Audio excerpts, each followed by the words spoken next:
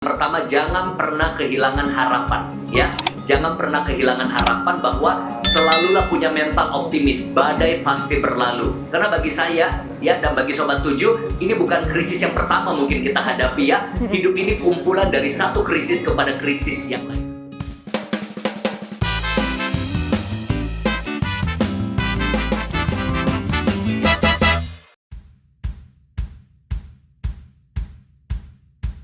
Halo, selamat sore Sobat 7 dimanapun Anda berada. Nah, untuk di minggu kali ini tentunya kita akan membahas topik yang lagi hangat-hangatnya, yakni kita akan membahas soal produktivitas dalam bekerja. Nah, seputar narasumber kali ini, kita akan mengundang seorang achievement motivator yang juga merupakan penulis dari 5 buku bestseller. Waduh, luar biasa sekali bukan? Namanya adalah Coach Haryanto Kandhani. Tanpa perlu berlama-lama lagi, kita langsung undang yuk.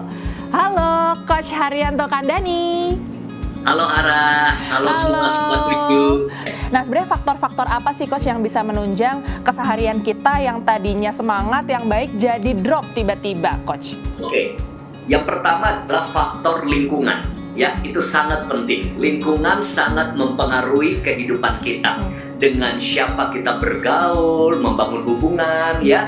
Karena sebuah hubungan itu bisa membawa hidup kita menjadi lebih baik, bisa lebih buruk. Sebuah hubungan bisa menyakitkan, tapi bisa juga menggembirakan. Sebuah hubungan bisa memberikan kita arah yang lebih baik, tapi juga bisa membawa kita kepada terpurukan. Nah, itu yang pertama, hubungan. Yang kedua adalah apa yang kita konsumsi untuk mental kita, ya kan? Apa yang kita lihat, apa yang kita dengar, ya, apa yang kita baca, itu sangat membentuk kualitas kehidupan kita, ya. Makanya acara-acara me time seperti ini sangat bagus, Ara, ya, menjadi sebuah asupan yang positif, ya, buat Sobat 7 untuk bisa dapat pencerahan dari berbagai narasumber tentunya, ya. Dan juga ya, setelah lingkungan, apa yang kita masukkan dalam diri kita. Yang ketiga adalah juga bagaimana kebiasaan-kebiasaan yang kita bangun dalam kehidupan kita sehari-hari. Apakah faktor-faktor itu cuman ada dari lingkungan aja, Coach? Atau sebenarnya ada faktor dari dalam diri sendiri yang bisa membuat seseorang jadinya demotivated gitu, Coach? Atau ya, kurang termotivasi? Ya, selalu ada dua. Faktor eksternal, faktor internal, ya. Faktor eksternal itu berupa lingkungan, pergaulan, persahabatan, pertemanan, ataupun juga lingkungan keluarga, ya, lingkungan keluarga. Nah, dan juga apa tayangan-tayangan yang muncul, ya, apa yang kita lihat di sosial media, ya, berita-berita hoax, ya, atau mungkin gosip, atau mungkin hal-hal negatif, itu faktor eksternal. Nah, tetapi memang faktor internal juga mempengaruhi hidup kita. Nah, faktor internal apa yang mempengaruhi mungkin produktivitas kita, yaitu bagaimana value, ya, prinsip atau nilai-nilai kehidupan yang kita pegang, ya. Ya, setiap orang punya prinsip hidup yang berbeda, nilai-nilai kehidupan yang dia anut, ya, cara pandang yang berbeda-beda. Nah, ini yang menentukan sekali produktivitas seseorang. Saya kasih contoh mungkin, ya, ada orang bekerja di perusahaan, tapi mentalnya begini contohnya. Saya karyawan, dikaryakan untuk melawan, ya, susah maju hidupnya tentunya, ya. Apalagi kena penyakit karyawan, kudis, kurang disiplin, asma, asal mengisi absen, ginjal, gaji naik, kerja lamban, paling banyak pucat, dikit-dikit mau pulang cepat. Nah, kalau faktor mentalitasnya seperti itu dan didukung dengan lingkungan yang mungkin juga negatif, wah, mungkin nggak produktif. Nah, jadi faktor dalam dan faktor luar sangat mempengaruhi. Tetapi lebih penting adalah bagaimana kita membangun faktor di dalam diri kita. Istilahnya sama, virus bisa ada, tapi kalau daya tahan tubuh kita kuat, itu menjadi benteng perlindungan, proteksi buat diri kita. Karena situasi luar kita nggak bisa kendalikan. Yang bisa kita bangun adalah dalam diri kita. Masih banyak juga karyawan yang masih bekerja sampai sekarang, tapi merasa lingkungannya itu kurang mendukung atau kurang sehat gitu, atau bisa disampaikan sebagai toxic people. Nah, itu gimana ya, Coach, ya? Kalau misalkan dari dalam diri sebenarnya udah semangat nih, tapi kok lingkungan kerjanya tidak memberikan penghargaan terhadap kerja kerasnya, itu gimana sih, Coach? Oke, bagaimana meresponinya itu yang penting. Nah, saya kasih dulu tipsnya. Setiap kali kita menghadapi situasi demikian, ya, baik masalah, kehidupan, ataupun toxic people, ya. Nah, pertama kita harus bedakan dulu, ya, apakah itu dalam kendali kita atau di luar kendali kita. ya. Banyak orang stres, banyak orang frustasi karena fokus pada area di luar kendali. Apa itu area di luar kendali? Sesuatu yang berhubungan dengan situasi, kondisi, dan orang lain, ya. Nah, tapi ada area di dalam kendali kita, respon, sikap kita, cara pandang kita, bagaimana kita memandang masalah tersebut. Nah, urusannya dengan toxic people itu di luar kendali kita. Kita nggak pernah bisa kendalikan orang selalu positif sama kita. Kita nggak pernah bisa kendalikan orang selalu baik sama kita. Kita nggak pernah bisa kendalikan orang nggak gosipin kita, ya, nggak buat yang macam-macam pada kita. Kita nggak pernah bisa kendalikan. Tapi yang bisa kita kendalikan adalah diri kita. Bagaimana kita menyikapi, bagaimana kita meresponi. Nah, ada satu area lagi sih, namanya area dalam pengaruh. Ya, orang lain kita nggak bisa kendalikan, tapi mungkin bisa kita pengaruhi. Tapi belum tentu berhasil nih. Kalau kita bisa pengaruhi, ya syukur-syukur. Tapi kalau tidak terpengaruh dengan pengaruh positif kita, berarti kita yang harus menarik diri, ya. Jadi itu yang terjadi juga pengalaman saya dulunya. Nah, pertama, saya memilih dengan siapa yang saya mau bersahabat dekat. Jadi kita bisa berteman dengan semua orang, kita bisa baik sama semua orang, tapi kita bisa pilih. Tidak semua orang kita memberikan diri kita untuk jadi sahabat dekat, ya.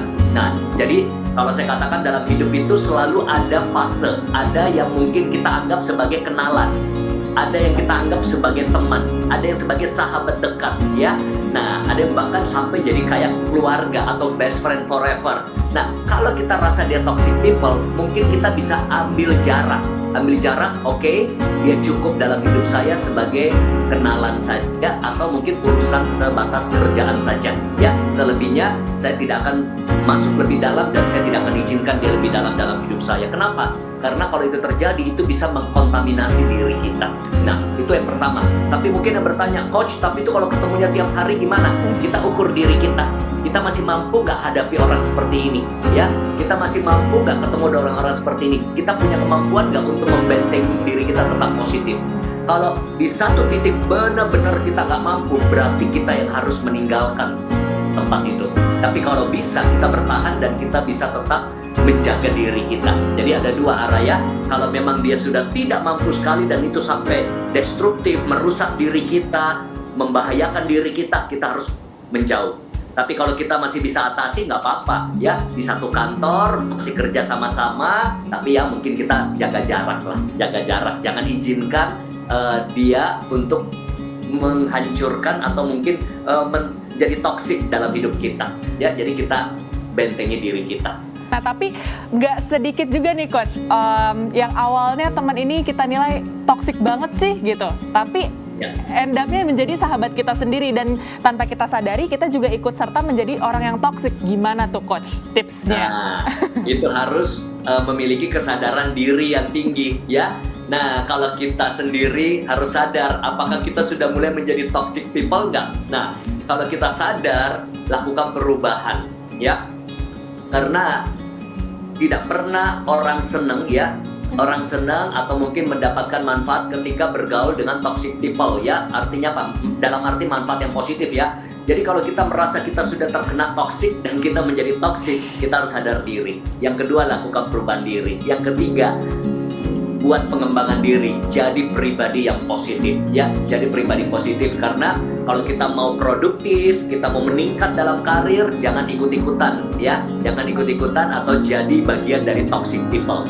Coach, kalau gitu tips supaya kita tetap bisa memiliki motivasi dan terus produktif di masa seperti ini, gimana tuh, Coach?